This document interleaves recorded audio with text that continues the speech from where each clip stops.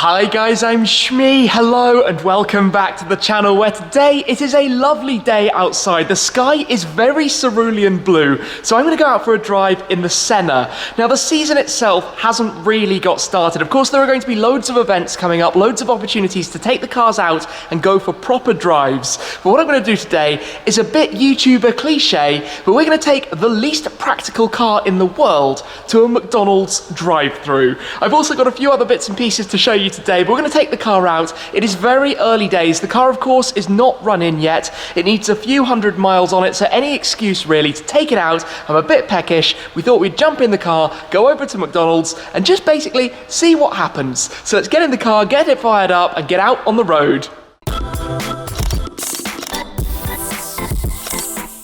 As I'm sure you know, both the Senna and the Ford GT are currently going through their rather tedious run-in processes. So both cars need to do 600 miles on the clock before they can be driven in a bit more anger. Now I've been away so much since taking delivery of them that up to this point the GT has only got 340 miles and the Senna has only done 130 or so, and that needs to be fixed because with so many plans ahead, these cars need 600 miles, then they can be driven properly. I've pulled back the covers though for now, sandwiched on this side with the GT8 and the 675 LT, and at the moment the GTR is currently under my old 12C cover that normally I've been using on the Ford GT until I get one for that car. The Senna came with a cover itself that fits the car perfectly, but we're going to be taking this out today, and I know, like I said, this is kind of one of those YouTuber things. It's not what a car like this is built for at all. In fact, this car makes next to no sense doing this whatsoever, but it's a bit of fun, so we're going to do it anyway, because half of the fun of the cars is enjoying them, and to be honest, any excuse to take this thing out for a drive. Just what I've got to be careful of, though, is the very expensive carbon fibre splitter down at the front. We do not want to be catching that on any curbs. We do, however, have the glass door windows. If you remember, those are literally, well, they're tinted piano black, but those are windows, so you can kind of see the curbs just outside. And then the other problem we've got is these. The F1 style, kind of half-height side windows. There is no way that a McDonald's Cup is coming through those, so we've got to come up with a plan for that a little bit later on. Anywho, I've got the key in my pocket, so let me just give a press of that so we can pop open the door to take a step in here each and every time. A very, very ridiculously special thing to be doing. The dashboard will wake up. I'm going to do my best to climb in holding the camera here. There we go, just about managed that. And the odometer says 133 miles only. That's it so far. So many more miles are needed. Like I said, I am going to get this car up to the 600 because, well, in the future it's going to do proper road trips, it's going to do proper adventures, and actually really, really soon I'm going to take this and the GT out together with a friend so that we can drive them a little bit more, well, let's say outside of London, because London is not what these cars are built for at all. Now there's one other thing while I'm sat here before I start up the car to show you guys. To commemorate the arrival of the Senna in the garage, we have launched this, the brand new Shmee 150 limited edition t-shirt design for the McLaren Senna. 150 t-shirts available in adult sizes and 150 in kids sizes, with the special image that Benzene Ben has put together, which you can find in the Shmee 150 shop. Prices are very reasonable as well. I'll pop the link down below and also show you that when we're out in the sunshine later on too. But for the time being, let me press my foot on the brake, start button up here, and bring the Senna into life. Oh yes, right. Let's let it get a moment to just warm up and get the fluids rolling, and then it'll be time to head on out. I had to make a first stop to actually fuel up the car, because even though it's only driven 130 miles, that has basically been either around central London in stop-start traffic or at Autosport, basically doing things that weren't exactly conducive to getting a high miles per gallon, so not the most efficient driving ever. But what I've actually done is go straight past the McDonald's that I am heading to, and the reason for that is that when you're at the wheel of the Senna, you have to kind of go and drive the Senna, right? Although saying that, this road to get out of London is an average speed camera controlled 40 miles per hour, so this is the least thrilling driving you could possibly do. Although intriguingly, quite a few people have been taking liberties with the speed limit and flying past, which is rather brave of them, rather them than me. Anyway, what I'm going to try and do is find literally the nearest countryside roads that I can possibly find to the centre of the city, so that I can just ease into it a little bit, get it flowing. All those noises of the stones on the road that you hear flying up inside the car, that is why you need the Topaz PPF. But yeah, when we get out of the city ever so slightly, we can, you know, we've done 140 miles now. Tyres are at least bedded in, the brakes are a little bit bedded in. We can start playing with the gearbox a little bit more, although it will be sadly a fair while until it's fully up and running and we can really get everything flowing. But I want to get this done as quickly as possible as we come towards a national speed limit sign. So let's go manual on the gearbox with the active dynamics panel. Just drop down a few gears, down to third gear, use about 4,500 RPM. Wow. Start to get a small sense that you've got that intake noise overhead. That's actually the quickest I've driven this car. That's the first time this car's been to 70 miles an hour. That's a thing, I guess. The fastest I've driven my McLaren Senna so far, and the fastest I will drive it until we're either in Germany or we're on a runway or somewhere private, because, well, 70 mile an hour speed limit here. Those noises you get are really quite interesting, actually. Obviously, there'll be a lot more cracks from it when it's fully opened up and I can start aggressively shifting. This is in sport mode, which is where you have ignition cut, so unburned fuel in the exhaust, cube bangs. And by the way, if you didn't know, the Senna actually flames out the back in the same kind of way that the 600LT does. I'm sure you've seen videos of the 600LTs firing flames, so maybe that will be coming at some point soon too. Anyway, let's find an exit, find a nice road. I am now off the motorway, but we do need to find ourselves some nice stretches, and one thing that you have to think about in a car like this is that, of course, it has Pirelli Trofeo R tyres. Now, until you've got temperature in them, it is very easy to lose the back end, and it might be sunny, but it is actually reasonably chilly outside today, so we need to be a bit sensible and careful about that. I tell you what, though, in the suspension setup as it is at the moment, and you can pop it into comfort, this car is exceptionally firm. That is one of the biggest things, actually, I'm looking forward to talking about with regards to the Senna and the GT. I'm going to do a video about this, because this is the first time I'm driving the Senna like this, but I have taken the GT out of town, in the fact that they are two cars built with exceptionally similar purposes, basically uncompromising track cars that can wear number plates, that can be homologated and be driven out on the public roads. Yet they are so completely different. It's actually crazy how different the two cars really are when you get behind the wheel of them. I need to find a more open road. This thing is clearly about faster sweeping roads, not our traditionally absolutely tiny British countryside roads where you find me right now, despite how pretty they are. In fact, as you can see, when it gets narrow, all the stones. No, this person can come through. They haven't wanted to come through, so we will go up this way then and find a way through. Thank you, sir. And on we continue then, up the road, up the tiny lane I should say, and thank goodness for PPF with all those noises that you hear, the stones pinging up onto the bodywork from the sticky tyres. They are literally the recipe for that. The steering is fantastic though, the steering is absolutely awesome in here. And the power delivery, the early power delivery, no lag, just very firm. It feels like a solid plank on this road. I think instead of this video being about taking the Senna to McDonald's, it is now a video about taking the Senna and getting lost in a McLaren Ultimate Series on a tiny lane, probably successfully making the car a little bit dirtier than it was before, but sometimes that doesn't really matter. You can always clean it up, and I'm having a good time getting to drive it. What am I doing? Oh dear. Yep, that's gonna have made the car very messy. Whoops. Honestly, I am well and truly lost. I have not found the roads that I thought I was heading towards, and works access, which can often mean nails and things on the road, which is not good, but slightly better tarmac than before, and slightly more of an opportunity to actually open the car up a touch. It feels unreal. This thing is a proper spaceship and should not really be driven out on the roads. It doesn't feel right at all.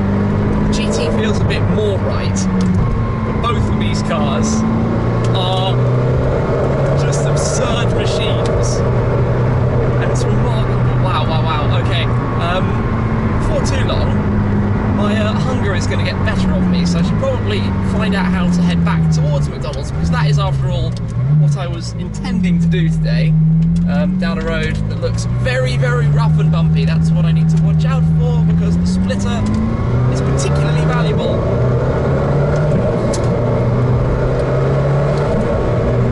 One little bit of excitement is a dual carriageway, so let's use a few of those revs, but still just gently oozing in the power. Yeah.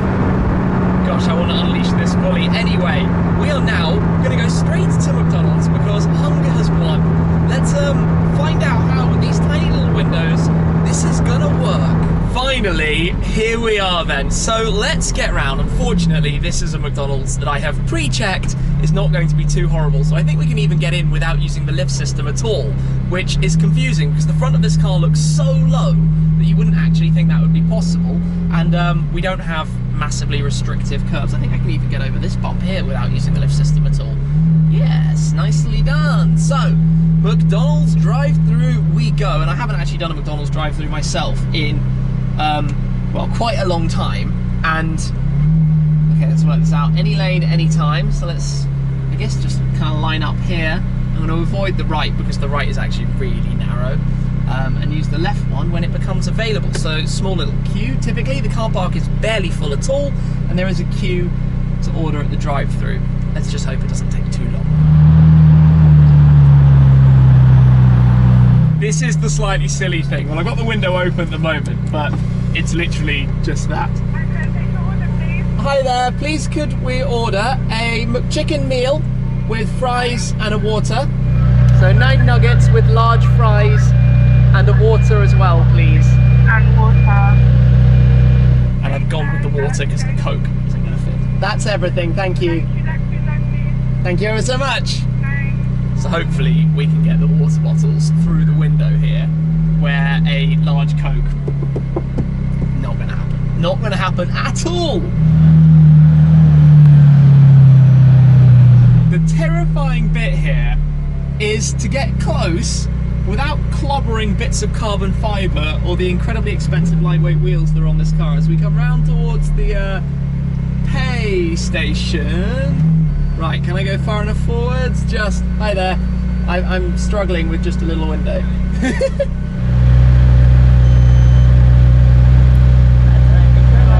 Hi there. So this is going to be a fun challenge. Squeeze through the window. Let's see how this is going to go. Thank you. 1 water, 2 waters. That bit worked perfectly. That was nice and easy. Then we'll try. Otherwise, I'll just have to carry it outside. Magic! We've done it. Mission success. So then, let's get away from the beeping parking sensors and go pull up for a second. But we have successfully made it. A McDonald's drive-through in the McLaren Senna.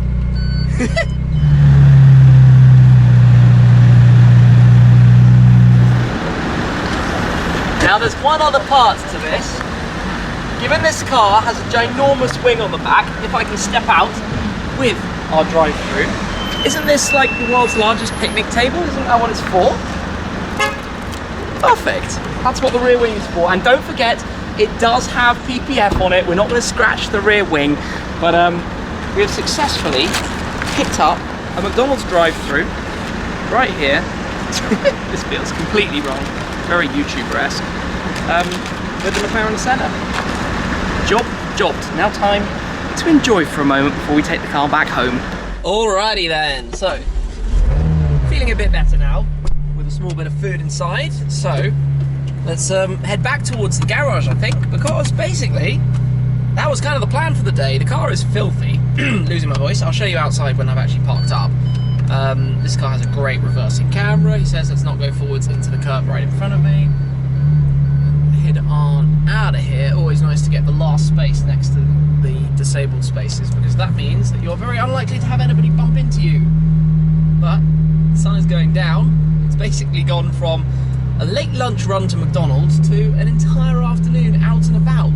But slowly navigate out of here, looking at the curb in the left door glass. It's so funny that you can do that. And take this dip. I'm going to try this dip without using the lift system. I think I can do it. Let's see. Carefully does it, carefully does it. it's in normal ride height mode, this car is not actually that low.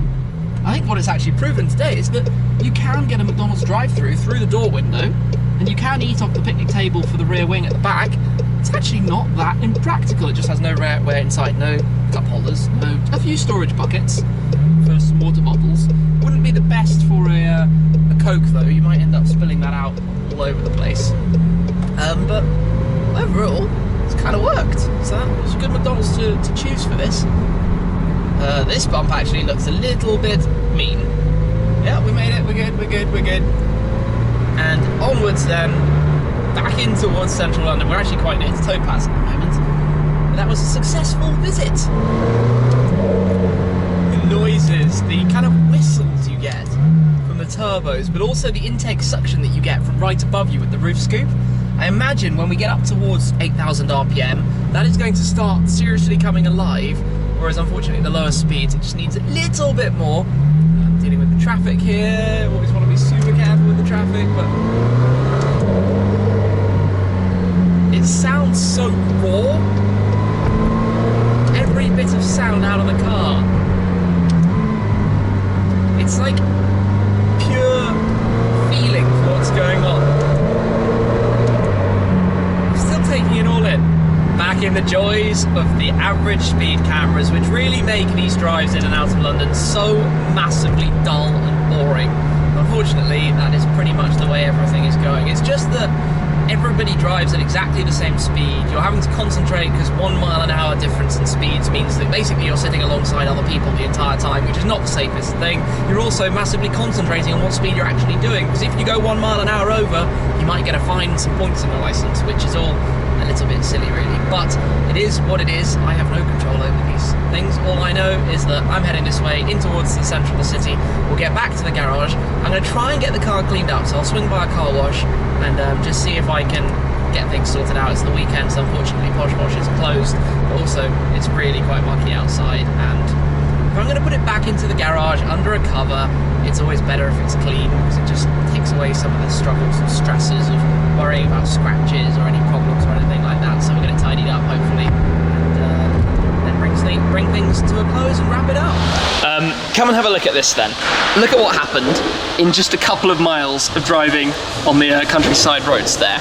Basically everything on the ground gets thrown up, and all of the aero work, it's just pulling dirt and grime through the car. Now, like I said, that isn't normally a problem. I drive the car, I'm not too fussed about it, but if you're going to put a cover on the car, when you have dirt underneath, then you get the underneath of your cover dirty. You can see how that means every time in the future you ever put the cover on, it then becomes a bit of a mess. So if you're going to cover a car up, you kind of want to clean it up first. So that's what we're going to do here at H2O. Big thanks to them, they're squeezing the car in, and then I'll be able to pop it away again afterwards. But yeah, even around the front actually, have a look in here too. You can see all of that lovely, dirty, grimy stuff that needs to be tidied up for now.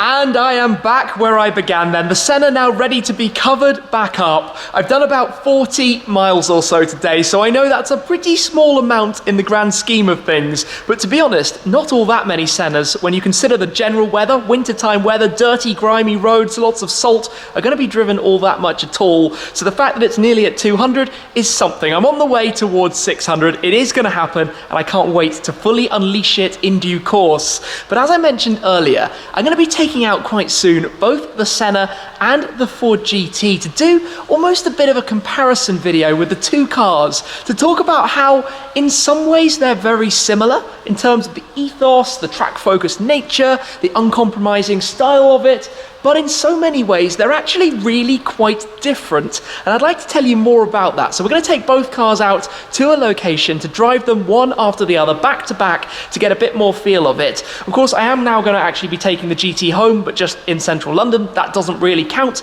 I think we need to get them out of the city, out into countryside roads to really get more of a feel. And I'm also going to shoot another video for you guys in the coming days, talking a bit more about the whole garage, how all of this has been possible, how I've managed to grow this crazy car collection behind me. I still can't believe it, honestly. But I'm going to do a video talking a bit more about that too. And also, while I'm thinking about it, don't forget, if you're interested in the limited edition t-shirt to go with the McLaren Senna, there are only a limited number of those. The link is in the description down below, and they may well go very, very quickly. So if you'd like to get your hands on one, do head on over. Those are available right now for a limited period as well, so don't hang around for them. Anyway, a bit of a fun video. I know, like I said earlier, a cliche thing for a YouTuber to do. To take a completely impractical car like that to a McDonald's drive-thru. But given the weather, given I wanted to take it for a little drive, it seemed like a little bit of fun. So please don't get too mad at me. I know it's completely silly. I know it doesn't necessarily make sense, but it's all in the interest of just driving the car, enjoying it before the weather gets better and the real drives can begin. And believe me, this car is going to be doing some crazy stuff in the future. Maybe the Nordschleife, maybe track days. We'll see how those go. Maybe the Autobahns, maybe around the Alps. There's a lot more to come. It's going to be a long summer with lots of excitement. Anyway, that's it for now. Thank you very much, as always, for watching, guys. Don't forget the t-shirts in the link down below, and I will see you again very, very soon. Cheers.